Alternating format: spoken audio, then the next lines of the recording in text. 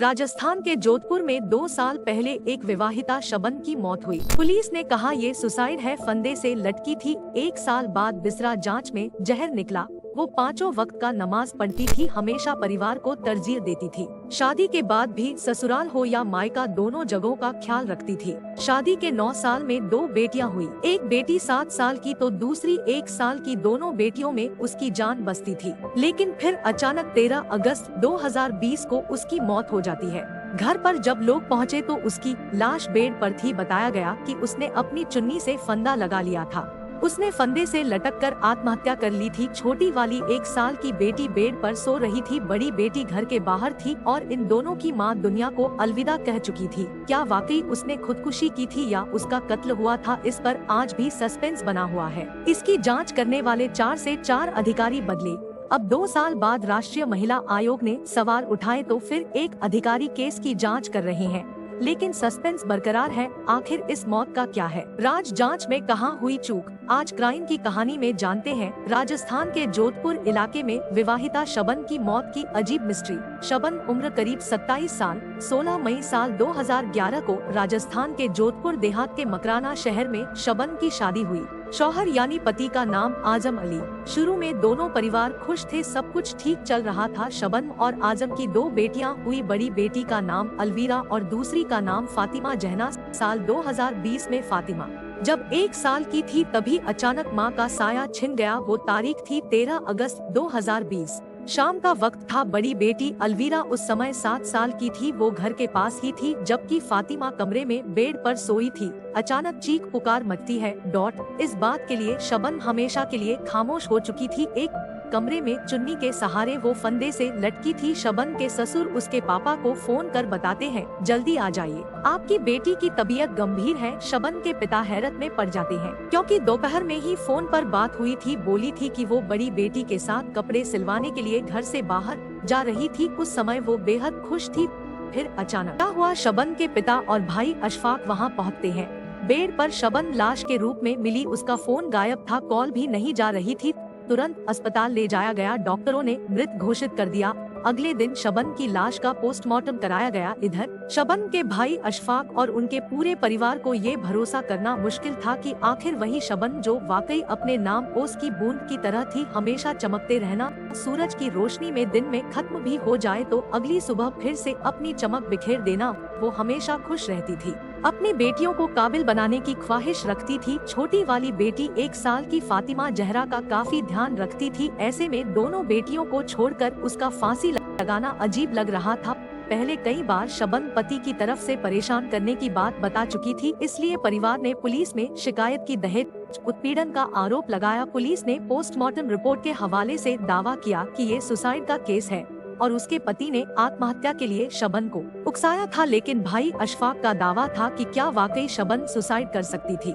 क्या वो अपनी दोनों बेटियों को ऐसे ही दुनिया में अकेली छोड़ सकती थी? क्या जिसे काबिल बनाने के सपने देखती थी वो ऐसे दुमुही बच्ची को 1 साल की उम्र में ही मां से दूर कर सकती थी? ये तमाम सवाल भाई अशफाक को लगातार परेशान कर रही थी।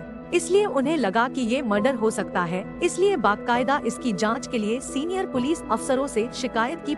पोस्टमार्टम के दौरान बिसरा प्रिजर्व करके जांच के लिए भेज दिया गया, लेकिन रिपोर्ट आने से पहले ही पुलिस ने इस केस में आरोप पत्र दाखिल कर दिया। शबन की मौत के करीब 7 महीने बाद बिसरा रिपोर्ट आई। 18 मार्च 2021 को आई बिसरा रिपोर्ट में पता चला कि शबन के शरीर में जहर भी पाया गया था। वो जहरीला पदार्थ था ऑर्गेनोफॉस्फोरस इंसेक्टिसाइड। वैसे इस पौधों में कीटनाशक के लिए इस्तेमाल किया जाता है, लेकिन इसे खाने से इंसान की जान भी जा सकती थी। अब इस रिपोर्ट के आने के बाद शबन की केस में नया मोड़ आ गया। शबन के शरीर में जहर तो मिला, लेकिन मौत दम घुटने से हुई थी, क्योंकि पोस्टमार्टम रिपोर्ट में इसी बात का दावा किया गया था। ये भी कहा गया था कि गले पर लिगेचर मार्क का निशान भी है। गले की हड्डी में फ्रैक्चर भी मिला है।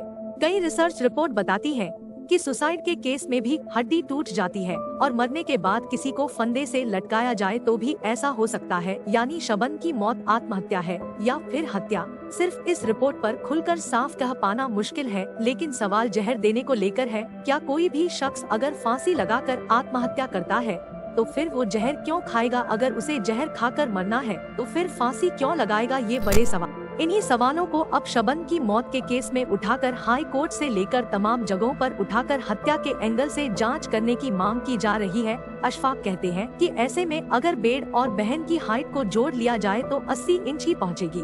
फिर भी वो 105 फुट ऊंचाई से फंदा कैसे लगा लिया? अगर कोई छोटा टेबल लेती तो भी फंदा लगाना मुश्किल था। वैसे भी उस कमरे से जांच के दौरान बेड और चुन्नी के अलावा कुछ नहीं मिला था, न ही कोई जहर मिला था, जिसका बिसरा रिपोर्ट में खुलासा हुआ है। ऐसे में साफ है कि ये हत्या का केस है, जिसमें पहले गला घोंटा गया। मारने वाले को लगा कि कहीं इससे भी जिंदा ना बच जाए तो कीटनाशक दवा मुंह में डाल दिया था, ताकि फांसी से ना मरे तो जहर से मर जाए, क्योंकि ऐसा मुमकिन नहीं है कोई फांसी लगाने से पहले जहर खाए और फिर फांसी लगाए, या फिर पहले फांसी लगाए और फिर जहर खाए, क्योंकि ये संभव ही नहीं है। अगर शबन की हत्या हुई तो फिर मोटिव क्या था? शबन के भाई अशफाक कहते हैं कि ये पूरा केस मर्डर का है। असल में 13 अगस्त 2020 को जिस दिन शबन, उस दिन वो दोपहर में बड़ी बेटी और चचेरी सास के साथ मार्केट में कपड़ा सिलवाने गई थी। उस समय शबन ने अपने फोन को एक झोले में रखा था। वो झोला बेटी और चचेरी सास के हाथ में था। दुकान से लौटने के बाद पता चला कि वो फोन गायब है। शबन ने पूछा तो पता चला कि फोन कहीं गिर गया होगा, लेकिन उसे शक था कि चचेरी सास ने जानबूझकर फोन गायब किया होगा, क्योंकि जिस झोले में फोन रखा था वो फटा भी नहीं था। उसी बात को लेकर घर आने पर भी बहस हुई थी। फोन गायब होने के कुछ देर बाद दूसरे से मोबाइल लेकर शबन ने अपने पति आजम से बात की थी। फोन पर बात करते हुए आजम ने आखिर में खुशी जताई थी और कहा था, वेरी गुड, अब आते हैं। शबन की मौत को लेकर हुई पुलिस की जांच पर पुलिस पर तमाम सवाल उठाए जाने के बाद राष्ट्रीय महिला आयोग द्वारा सवाल पूछे जाने पर 22 जून 2022 को जोधपुर ग्रामीण के एसपी कार्यालय से एक रिपोर्ट बनाई गई है। इस रिपोर्ट को राष्ट्रीय महिला आयोग में भेजा गया है। इस रिपोर्ट में पति और पत्नी के बीच एक दूसरी लड़की यानी पति के अफेयर की चर्चा है। इस रिपोर्ट में बताया गया है कि शबन की मौत से 12 दिन पहले यानी 1 अगस्त 2020 को पति और पत्नी में कहासुनी हुई थी। असल में मामला ये था कि आजम ने ऑनलाइन साड़ी मंगवाकर अपनी एक दोस्त को गिफ्ट की थी। अब इस बारे में पुलिस को दिए गए शबन की बड़ी बेटी अलवीरा की बात से काफी कुछ साफ होता है। अलवीरा ने शुरुआती बयान में कहा था कि मेरे पापा का दूसरी औरतों से गलत संबंध थे। जोधपुर की रहने वाली एक लड़की को उन्होंने कुछ दिन पहले ही ऑनलाइन साड़ी मंगाकर दी थी। इसी बात को लेकर पापा और मम्मी में काफी कहासुनी हुई थी। उसी दूसरी लड़की को लेकर दोनों में लड़ाई होती थी। मम्मी ने अपने फोन में पापा और दूसरी लड़की की कुछ ऑडियो रिकॉर्डिंग भी की थी, जिसे वो सबूत की तरह मानती थी। इसे लेकर भी दोनों में लड़ाई होने लगी थी। इसके बाद 13 अगस्त को जब चचेरी दादी हम लोग के साथ कपड़े सिलवाने वाली दुकान गई थी और फोन गायब हो गया, तो माँ शबन को पूरा शक था कि उनके फोन को जानबूझकर गायब किया गया था,